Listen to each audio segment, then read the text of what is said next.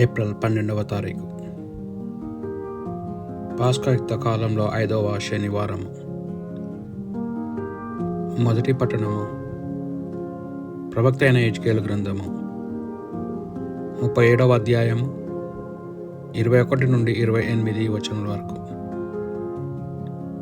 ప్రభు అయిన దేవుడు ఇట్లు పలుకుచున్నాడు, ఆ జనులతో యావే ప్రభుడైన నా మాటలుగా ఇట్లు చెప్పుము. నేను ఇజ్రాయిలను తాము చెల్లాచెదరైన జాతుల నుండి తిరిగి రప్పింతును. వారిని ఏకము చేసి వారి నెలకు తోడుకొని వత్తును. వారి దేశమున ఇజ్రాయెల్లో కొండలపైని వారిని ఒక జాతిగా ఐక్యము చేయుదును. ఒక రాజే వారిని పాలించును. వారు మరలా 2 జాతులుగా 2 రాజ్యములుగా చీలిపోరు. వారు మరలా రోతగల్పు విగ్రహముల ద్వారా గాని పాపకార్యముల ద్వారా గాని మలినాత్ములు కారు. నేను వారి పాపముల నుండి ద్రోహముల నుండి వారిని విముక్తి చేసి శుద్ధి చేయుదును.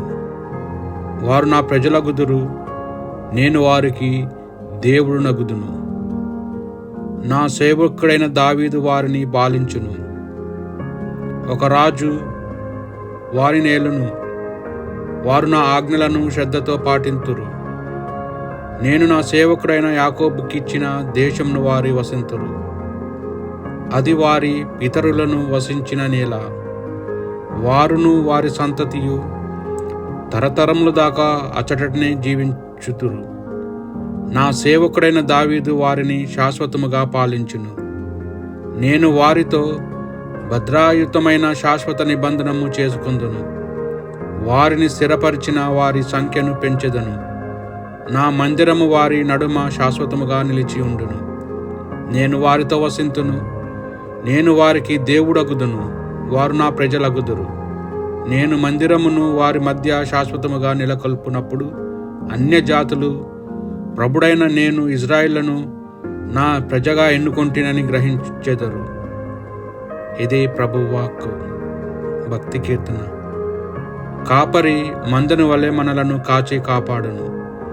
ప్రభు ఇట్లు నడువుచున్నాడు, అన్యజాతి ప్రజలారా, మీరు నా పలుకులు ఆలింపుడు. దూర ప్రాంతంలో వారికి నా పలుకులు ఇట్లు ప్రకటింపుడు. నేను ఇజ్రాయిలను చెల్లా చెదురు చేసి తిని, కాని వారిని మరల ప్రోగు చేయుదును. కాపరి మందను వలె వారిని కాచి కాపాడుదును. కాపరి మంద వలె మనలను కాచి కాపాడును. నేను ఇజ్రాయిలకు దాస విముక్తి కలిగించి తిని, వారికంటే బల్యోడులైన వారి నుండి వారిని విడిపించి తిని. వారు తిరిగి వచ్చి సియోను కొండ మీద సంతోషముతో బిగ్గరగా పాటలు పాడుదురు.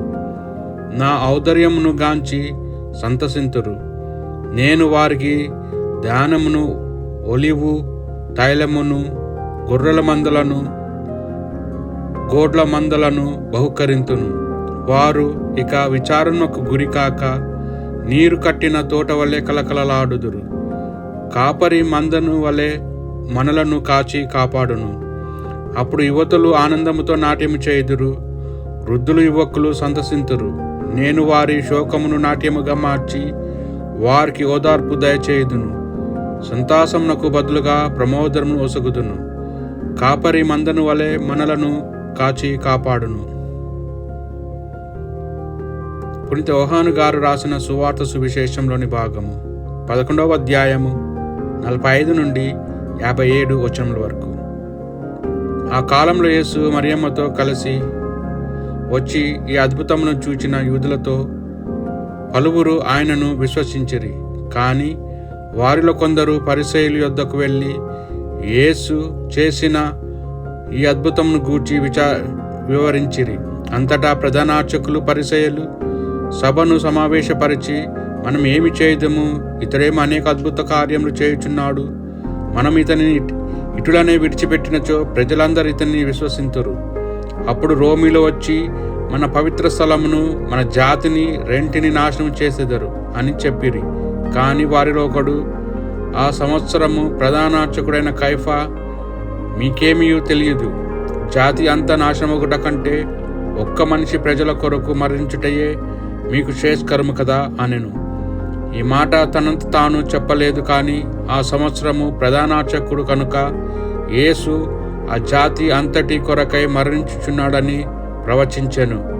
కేవలము ఆ జాతి కొరకే కాదు, చెల్లా చెదురైన దేవుని బిడ్డలను ఏకము చేయుటకు అటులో మరణించునని పలికెను. కావున వారు ఆనాటి నుండి యేసును తుది ముట్టించుటకు కుట్రలు పన్నుచుండిరి. అందుచేత యేసు అప్పటి నుండి యూదుల మధ్య బహిరంగముగా సంచరించుట మాని వేసెను. ఆయన అచట నుండి నిర్జన ప్రాంతము సమీపమున ఉన్న ఎఫ్రాయిము పట్టణమునకు వెళ్ళి తన శిష్యులతో అచటనే ఉండెను. యూదుల పాస్కా పండుగ దగ్గర పడెను. అందుచేత ప్రజలు పల్లెపాంతరముల నుండి తమ్ము తాము శుద్ధి చేసుకున్నటకై పండుగకు ముందుగానే యెరూషలేమునకు వచ్చి ఉండిరి. వారు యేసు కొరకు వెతుకుచుండిరి. దేవాలయము ప్రజలు, నీకు ఏమి తోచుచున్నది? అతడు పండుగకు రాడా అని ఒకరినొకరు ప్రశ్నించసాగిరి. ప్రధానార్చకులు, పరిసయ్యులు ప్రజలను యేసు ఎక్కడున్నాడో ఎరిగిన వారు తమకు తెలపవలసినదిగా ఆదేశించిరి. వారు ఆయనను బంధించుటకై అట్లు ఆజ్ఞాపించిరి. ఇది ప్రభు సువిశేషము.